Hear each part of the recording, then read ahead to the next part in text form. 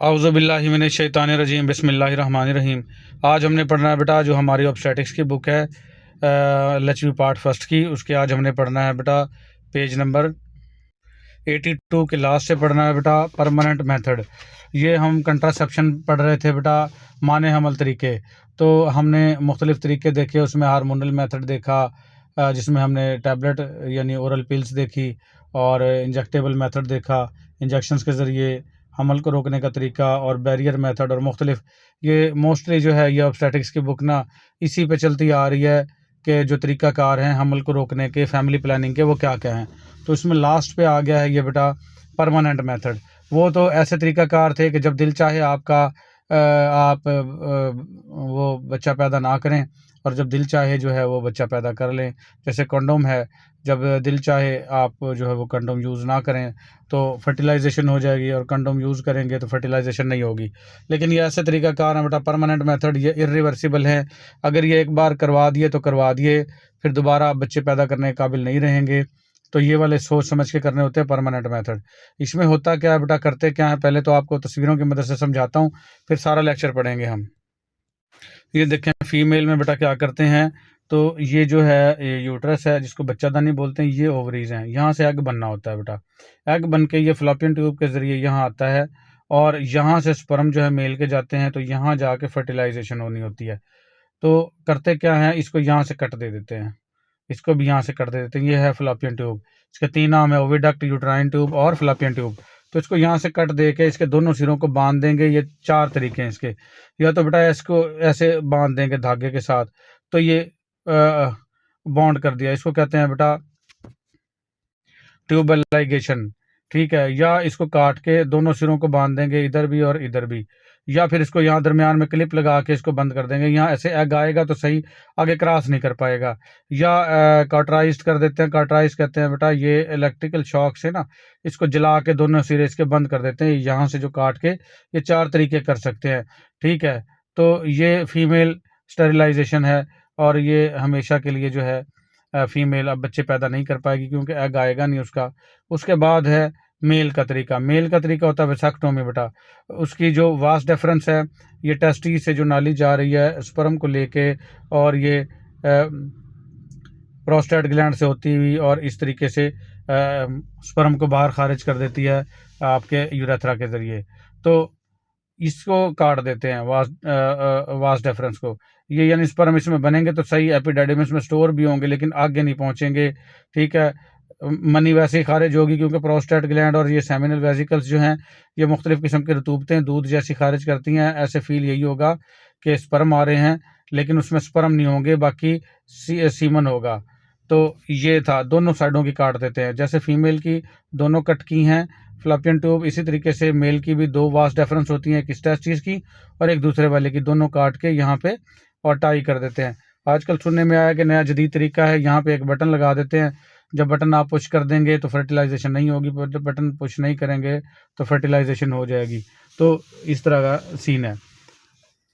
ये देखें बेटा मजीद पिक्चर में वाजे हो जाता है कि दोनों काटी जाएंगी वास डिफरेंस, और ये इस तरीके से करके और बांध दी जाएंगी, इधर से भी और इधर से भी। इस अमल को कहते हैं वेसेक्टोमी बेटा। तो आपने परमानेंट मेथड देख लिया बेटा, मेल के भी और फीमेल के भी। अब हम पढ़ते हैं कंट्रासेप्टिव सर्जरीज को बोलेंगे बेटा। सर्जरी जहाँ छोटा मोटा ऑपरेट किया जाए या कोई भी ऑपरेट हो उसको सर्जरी बोलते हैं। तो सर्जिकल कंट्रासेप्शन ये ऑपरेशन वाली माने हमल तरीका है। A permanent method of family planning is adopted. Permanent family planning का तरीकाकार जब अख्तियार किया जाता है when no more children are required, जब और मजीद बच्चे आपको नहीं चाहिए। The client option for sterilization should be over 30 years of age. जो भी मरीज़ा आपके पास आएगी स्टेरिलाइजेशन के लिए वो तकरीबन 30 साल से ऊपर होनी चाहिए। विद एट लीस्ट 3 चिल्ड्रन, और उसके कम से कम 3 बच्चे हों, विच 1 इज़ बॉय, और उन 3 में से एक लड़का भी होना चाहिए। समटाइम्स कभी कभार the health of the mother and the economic conditions of the family rule out any other method of contraception. तो कभी कभार ऐसे होता है कि जो माँ की सेहत है, क्योंकि अक्सर औक़ात दूसरे तरीक़ों से ना एलर्जी वगैरह होती है और वो साइड इफ़ेक्ट करती है माँ को, तो ये क्या होगी उसकी सेहत पे असरअंदाज हो रहे हैं दूसरे तरीके, या फिर उनको इकोनॉमिक कंडीशन है यानी दूसरे तरीके महंगे हैं, फोम्स कंडोम्स ये वो उनसे अफोर्ड नहीं होता। ठीक है, इंजेक्शन लगवाना, ओरल पिल्स खाना, तो सेहत के लिए भी नुकसानदेह हो सकते हैं, या उनके लिए अफोर्ड करना मुमकिन नहीं है, तो फिर क्या करेंगे, एक्सेप्ट द परमानेंट मेथड, तो फिर उनको यही परमानेंट मेथड ही अख्तियार करना पड़ेगा। Even though more children might be desire, हत्ता कि उनको मज़ीद बच्चों की चाहे ज़रूरत भी हो, लेकिन फिर भी उनको परमानेंट मेथड जो है वो किस वजह से अख्तियार करना पड़ता है, माँ की सेहत की वजह से या इकोनॉमिक कंडीशंस की वजह से। तो अब देखते हैं बेटा फीमेल ऑपरेशन, जिसको ट्यूबल लाइगेशन या मोड ऑफ एक्शन कैसे है। ट्यूबल लाइगेशन मैंने बताया अभी, ये 4 तरीके दिखा दिए।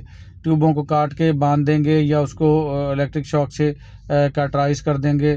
तो इन दिस ऑपरेशन, इस ऑपरेशन में द 2 ट्यूब्स आर लाइगेटेड, दोनों ट्यूबों को लाइगेट करेंगे, बांधेंगे, कट काटेंगे, and the cut ends are embedded, और कट एंड्स को जो है वो आपस में बिल्कुल बंद कर देंगे। No part of the tube is removed, part का कोई भी हिस्सा काट के बाहर नहीं निकालेंगे, सिर्फ उसको काट के बांध देंगे। ये नहीं है भी ट्यूब छोटी कर दें, इधर से भी उधर से भी काट के और बीच का हिस्सा गायब कर दें, ऐसा नहीं करना। This procedure blocks the passage, और इस तरीकाकार से जो है रास्ता बंद हो जाएगा, सो दैट, ताकि the ovum can not be fertilize, जो एग है वो फर्टिलाइज ना हो। The other reproductive organs are untouch, जितने भी और दूसरे रिप्रोडक्टिव ऑर्गन्स हैं उनको बिल्कुल टच नहीं करना, जैसे आपकी ओवरीज हो गई या यूट्रस हो गई, वजाइना, सर्वेक्स, इसको किसके ऊपर टच नहीं करना, सिर्फ और सिर्फ आपने ये फैलोपियन ट्यूब को कट दे के बांध देना बस। The ovaries continue to produce the ova, ovaries जो है एग बनाना जारी रखेंगी, विच वन रिलीज, लेकिन जो जैसे ही वो रिलीज होगा, और absorb in the peritoneal cavity, वो पेरिटोनियल कैविटी में ही जज़ब हो जाएगा और बच्चा पैदा नहीं कर सकेगा, क्योंकि आगे आएगा ही नहीं तो पैदा कैसे करेगा। द 2 हार्मोन्स, जो 2 हार्मोन्स हैं oestrogen and progesterone, are produced by the corpus luteum, तो 2 हार्मोन जो हैं वो पैदा होते रहेंगे कॉर्पस ल्यूटियम से। जो एग रिलीज हो जाता है ना बेटा, जो खाली उसका खौल बच जाता है ना, उसको कॉर्पस ल्यूटियम बोलते हैं। तो उस कॉर्पस ल्यूटियम से एस्ट्रोजन और प्रोजेस्टेरोन, ये फीमेल सेक्स हार्मोन्स हैं, ये खारिज होते रहेंगे। Prepares the uterus to receive the fertilize egg, और इन दोनों हार्मोन का काम है कि ये तैयार करते हैं बेटा यूट्रस को, बच्चादानी को। ये अंदर वाली जो लाइनिंग है ना बच्चादानी की, इसको कहते हैं एंडोमेट्रियम। तो एंडोमेट्रियम क्या बनती है, डेसिडुआ। डेसिडुआ जो है ये बच्चे को रिसीव करने के काबिल होती है, ताकि बच्चा 9 माह स्टे कर सके। तो होगा क्या, तो ये हार्मोन्स जो हैं एस्ट्रोजन और प्रोजेस्टेरोन, इसको तैयार करते रहेंगे ताकि फर्टिलाइज एग को रिसीव करे। Since the egg passage has been blocked, लेकिन सिर्फ एग का जो पैसेज है वही आपने ब्लॉक कर दिया है, and can not reach the uterus, और एग जो है आपका यूट्रस तक पहुंचेगा ही नहीं। द एंडोमेट्रियम रप्चर्स, तो फिर ये एंडोमेट्रियम टूट जाएगी, resulting in the menstrual flow, और इससे जैसे नॉर्मल मेंसेस आते हैं ऐसे ही मेंसेस भी आएंगे। There are 2 very simple procedures for, इसके लिए 2 सादा तरीकाकार है, एक मिनी लेप्रोटोमी है और दूसरा लेप्रोस्कोपी है। मिनी लेप्रोटोमी कहते हैं बेटा छोटा सा ऑपरेट करके और कट लगा के बांध देना, और लेप्रोस्कोपी कहते हैं बेटा, स्कोप कहते हैं जो है कैमरे की मदद से इस ऑपरेट को करना, तो वो लेप्रोस्कोपी कहलाएगा। ये बेटा एंडोस्कोपी की इकसाम है। एंडोस्कोपी होता है मेन लफ्ज़, तो एंडोस्कोपी की आगे मुख्तलिफ इकसाम है। गैस्ट्रोस्कोपी, मैदे का जो है मुआयना करना या मैदे से कोई भी सैंपल लेना कैमरे के ज़रिए। कोलोनोस्कोपी, बड़ी आँत से लेना, और ये इसी तरीके से लेप्रोस्कोपी है बेटा।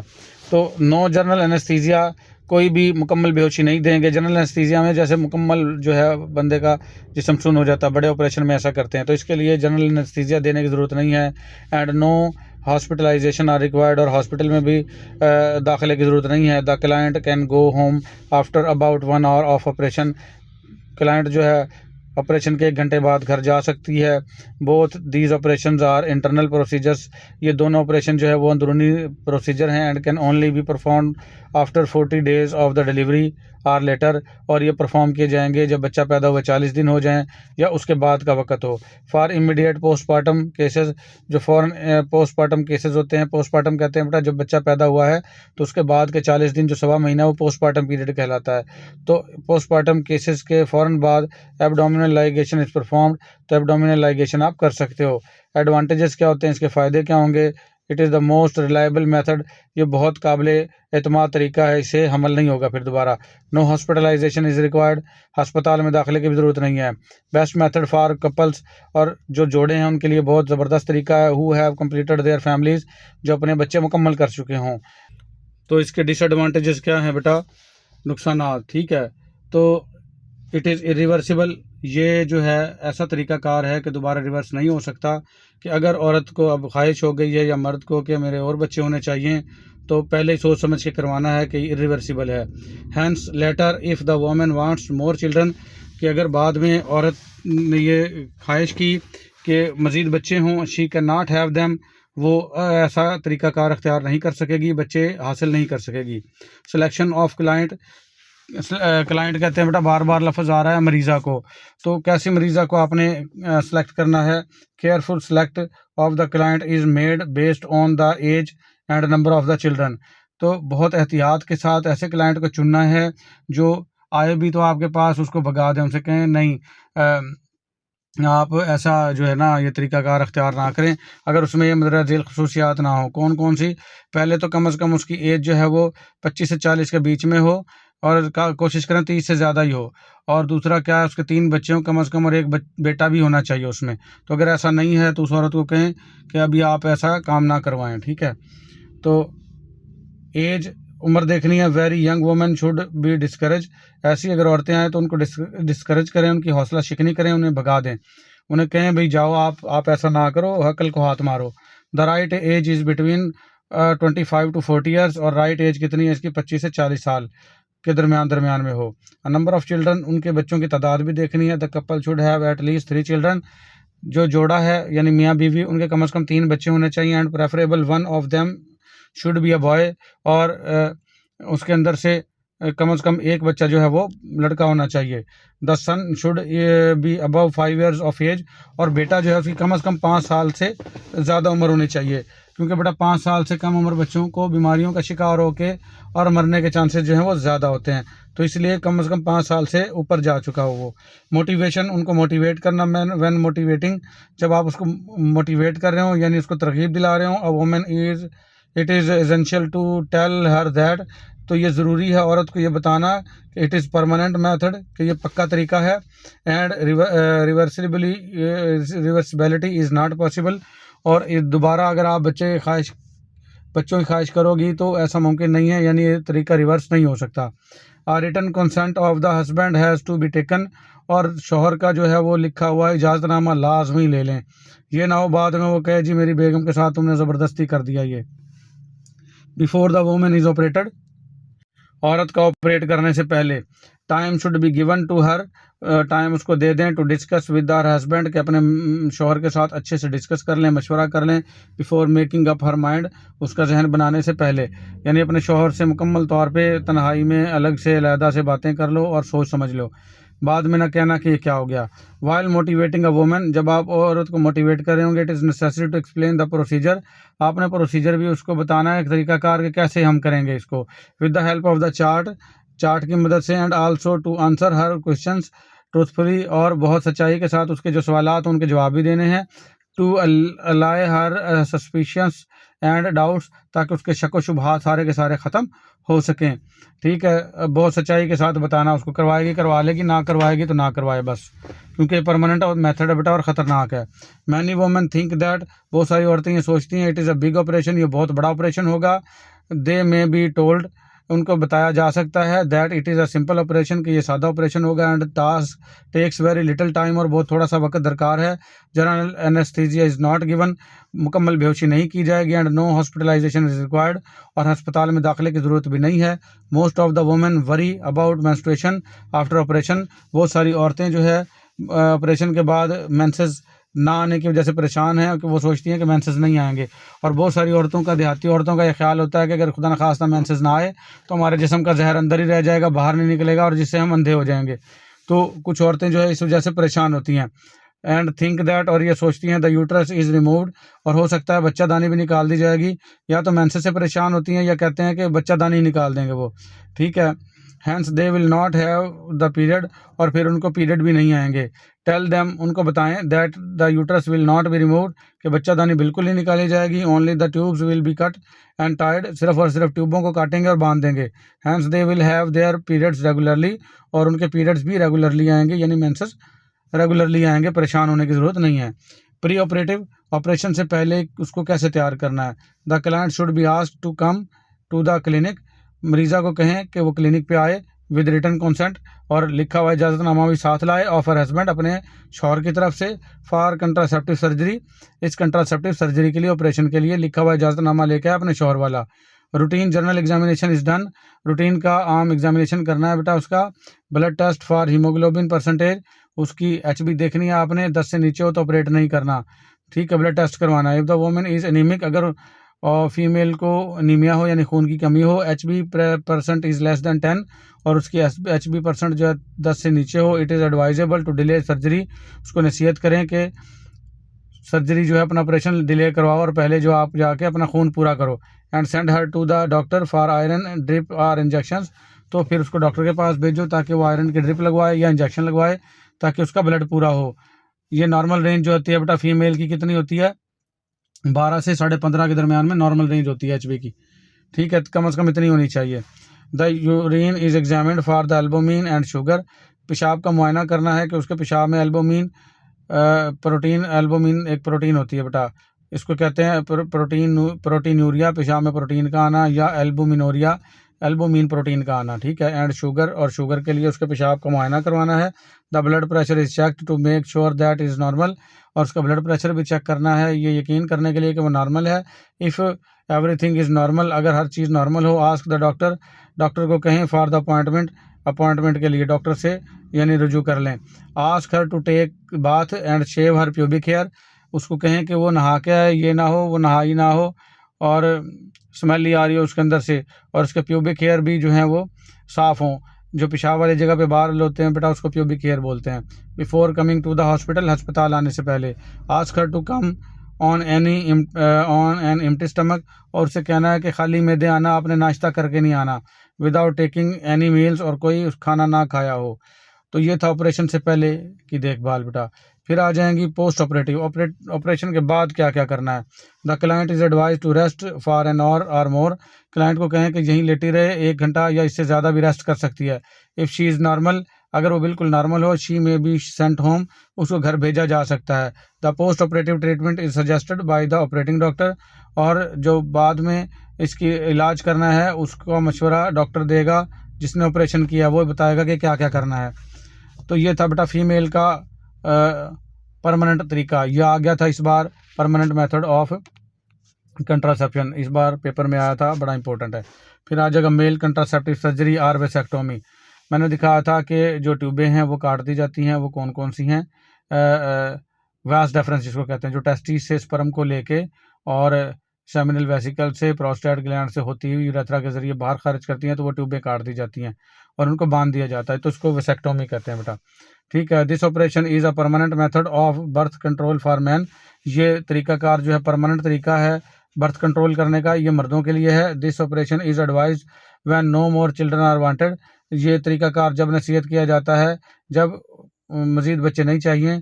दस the man should be over 30 years of age, और जब मर्द की उम्र 30 साल से ज़्यादा हो, हैविंग 3 चिल्ड्रन, और 3 बच्चे हों, विद 1 और मोर आर सन्स, इसमें 1 या 1 से ज़्यादा बेटे भी हों, तो वही सेम औरत वाला ही सीन है बेटा। इसमें टेक्निक क्या है बेटा, the sperm manufactured by the man's testis, sperm जो है वो मर्द के टेस्टिस बनाते हैं, pass through the spermatic duct, और ये स्पर्मेटिक डक्ट के जरिए गुजरते हैं, मिक्स विद द फ्लूइड, और ये फ्लूइड के साथ मिक्स होते हैं, from the secretion producing glands, जो सक्रीशन बनाते हैं कुछ ग्लैंड्स, ड्यूरिंग द एक्ट और इंटरकोर्स, उस एक्ट के दौरान या इंटरकोर्स के दौरान, इंटरकोर्स कहते हैं जब मियाँ बीवी का मिलाप हो रहा हो बेटा। सेमिनल वेसिकल्स और जो प्रोस्टेट ग्लैंड है ये कुछ रतूबतें बनाते हैं जिनमें उन स्पर्म की खुराक होती है और चिकना मादा होता है, ताकि स्पर्म ईजी आसानी से हरकत भी कर सकें और मरे बिना। स्पर्म ने 4 से 5 दिन जिंदा रहना होता है। देखें अल्लाह पाक ने कितना प्यारा निज़ाम बनाया हुआ है, हम 1 दिन भी खाना ना खाएं तो हम मर सकते हैं, और स्पर्म ने अंदर 4 से 5 दिन एग का वेट करना होता है, तो अल्लाह पाक उनको ज़िंदा रखने के लिए इसमें उनकी खुराक भी वहीं पे रख देता है ताकि उनकी डेथ ना हो और उनकी एनर्जी पूरी रहे जब तक एग नहीं आता। ठीक है, तो ये जो होते हैं बेटा स्क्रीशंस प्रोड्यूस किए ग्लैंड्स ने ड्यूरिंग द एक्ट और इंटरकोर्स, जब आप इंटरकोर्स कर रहे थे, मियाँ बीवी मिलाप कर रहे थे। This fluid is expel through the urethra, और ये फ्लूइड जो है यूरेथ्रा से बाहर निकलता है ड्यूरिंग वेसेक्टोमी, जब आप वेसेक्टोमी करेंगे उसके दौरान। A small part of each spermatid duct, जो हर स्पर्मेटाइड डक्ट है जिसको वास डेफरेंस भी कहते हैं, तो उसका छोटा सा पार्ट जो है वो काटेंगे, इस कट काटा जाएगा and the duct is tied, और डक्ट को बांध दिया जाएगा। Thus the passage of the sperm is block, तो स्पर्म का जो रास्ता है वो ब्लॉक हो जाएगा। This is very simple operation, ये बहुत सादा सा ऑपरेशन है। Which does not involve any hospitalization, जिसके लिए किसी अस्पताल में जाने की ज़रूरत नहीं है। And is performed under local anaesthesia, और सिर्फ लोकल एनेस्थीसिया के ज़रिए ही हो जाएगा। लोकल एनेस्थीसिया कहते हैं जैसे हम सुन करने का टीका लगाते हैं, जहाँ टीका लगाया वहीं पर जो जगह सुन हो जाएगी उसको लोकल एनेस्थीसिया कहते हैं। इन 10 to 15 मिनट्स, और 10 से 15 मिनट का ये ऑपरेशन है बस सिर्फ। ये भी मारूजी बन सकती है कि वेसेक्टोमी जो है वो जनरल एनेस्थीसिया के तहत दी जाती है या लोकल एनेस्थीसिया, तो आपने बताना लोकल एनेस्थीसिया। और इस ऑपरेशन में कितना टाइम लगता है, 10 से 15 मिनट लगते हैं, ये भी बताना है।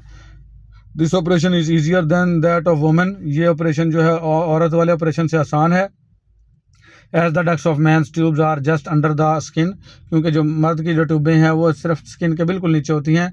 And not inside the abdomen, पेट के अंदर नहीं होती, औरत की तो पेट के अंदर होती हैं, थोड़ा सा ज़्यादा गहराई में जाना पड़ता है। 2 small ducts are made on each side of the scrotum, 2 छोटी छोटी नालियां हैं स्क्रोटम के इर्द गिर्द हैं। वो जो थैली है स्किन की जिसमें टेस्टिस होते हैं उसको स्क्रोटम बोलते हैं, तो स्क्रोटम के दोनों साइडों पे ये छोटी छोटी नालियां हैं। The tubes are identified, tubes की शिनाख्त करेंगे, कट काटेंगे एंड लाइगेटेड, और उनको बांध देंगे बस। ठीक है, ये देखें बेटा, ये पिक्चर में भी दिखा दिया उन्होंने, ये देखें यहाँ से ट्यूबें काट के और बांध दी हैं बेटा। एडवांटेजेस क्या हैं, वेरी रिलायबल, ये बहुत ज़्यादा पुरएतमाद और जो है काबिल भरोसा तरीका है। नो हॉस्पिटलाइजेशन इज़ रिक्वायर्ड, कोई भी अस्पताल में जाने की ज़रूरत नहीं है, हॉस्पिटल में दाखिले की ज़रूरत नहीं है। No general anaesthesia is required, और कोई भी जो है मुकम्मल बेहोशी वाला जो एनेस्थीसिया है उसकी ज़रूरत नहीं है। हॉस्पिटलाइजेशन का मतलब ये होता है कि बेटा हॉस्पिटल जाना तो पड़ेगा ये करवाने के लिए, लेकिन हॉस्पिटल में दाखिले की ज़रूरत नहीं है, अभी 3-4 दिन बंदा दाखिल ही रहेगा, ऐसा नहीं है। जाएंगे और ऑपरेट करवा के वापस आ जाएंगे। मोटिवेशन ऑफ द क्लाइंट, आपने क्लाइंट को कैसे मोटिवेट करना है। This procedure is an ideal method for those couples, ये तरीक़ाकार बहुत आइडियल तरीक़ाकार है उन जोड़ों के लिए who want to have no more children, जिन्होंने मज़ीद बच्चे पैदा नहीं करने। It is an easier operation, ये बहुत आसान तरीका है than that performed on man as it is done from outside, क्योंकि ये मर्दों के ऊपर किया जाता है और ये बाहर से ही हो जाता है। And the abdomen is not open, और पेट को खोला नहीं जाता, यानी बिल्कुल आसानी से हो जाता है ये। द ट्यूब्स आर कट, ट्यूबों काटेंगे, एंड टाइड, और बांध देंगे। एंड नथिंग इज़ रिमूव्ड, और कुछ भी बाहर अंदर से निकालने की ज़रूरत नहीं है। सम कपल्स थिंक दैट, कुछ जोड़े ये सोचते हैं आफ्टर दिस ऑपरेशन, इस ऑपरेशन के बाद द मैन बिकम्स इम्पोर्टेंट, मरीज़ जो है वो नाकारा हो जाएगा। And thus the sexual relations are affected, और जो मेल और फीमेल के जो सेक्सुअल रिलेशंस हैं, मिलाप का जो मज़ा है वो मुतासर होगा। दे में बी अश्योर्ड, उनको यकीन दहानी करवानी है that the operation has no effects on the couple sexual life, इस ऑपरेशन से मर्द की सेक्सुअल लाइफ बिल्कुल भी मुतासर नहीं होगी। सब चीज़ें ऐसे ही होंगी, इरेक्शन भी होगी, मनी भी बाहर आएगी, लेकिन सिर्फ उसमें स्पर्म नहीं होंगे बेटा।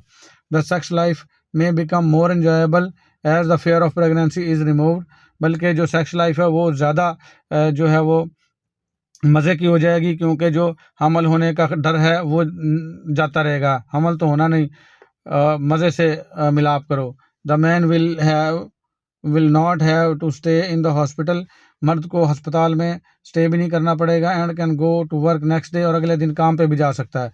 There is a risk of pregnancy for about 3 months after operation, so it is necessary to use some contraceptive during that period. Pregnancy का ख़तरा जो है ऑपरेशन के 3 माह के बाद जो है वो बढ़ जाता है, तो थोड़ा बहुत कंट्रासेप्टिव भी इस पीरियड के दौरान लें, 3 महीने के अंदर अंदर।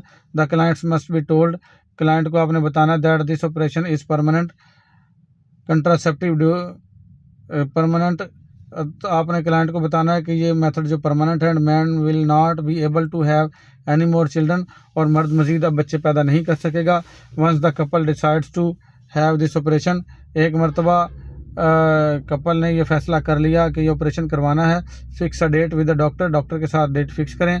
Ask the man to sign a paper consenting to this operation, और मरीज़ को कहें कि उस मर्द को कहें जो ऑपरेशन करवाने आया है कि इस पेपर पे साइन करो, ये इजाज़तनामा होगा, ठीक है, और इस ऑपरेशन का कि मैं अपनी मर्ज़ी से ऑपरेशन करवाना चाहता हूँ, कल को ये केस ना कर दे कि मेरा ऑपरेशन जो इन्होंने जानबूझ के कर दिया, ठीक है। फिर कहते हैं बेटा इनफर्टिलिटी, बांझपन, जो कुदरती बांझपन होता है वो क्या होता है वो पढ़ेंगे हम अगले लेक्चर में। बेटा आज के लिए हमारा इतना ही।